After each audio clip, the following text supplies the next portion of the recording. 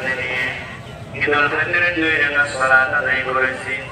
নামাজ আনতে বসে তোমার শাহী দরবারে আমরা 2 খানে করে হাত তুলে ধরেছি। রব্বুল আলামিন একটি মাস নিয়ামতকরণ করেছি। তারাবির সালাত আদায় করেছি। ইবাদত বন্দেগী টুকিটাকি যা করেছি দান হয়ে সদকা করেছি। মেহেরবানি করে মাওলা সবটুকু সোনার মদিনায় নবী পাকের রওজা মুবারকে পৌঁছিয়ে দাও। নামাজ পৃথিবীর মাটির নিচে যত মুমিন মুমিনাত চলে গেছে ঈমান নিয়ে তাদের রূহের উপর পৌঁছিয়ে দাও।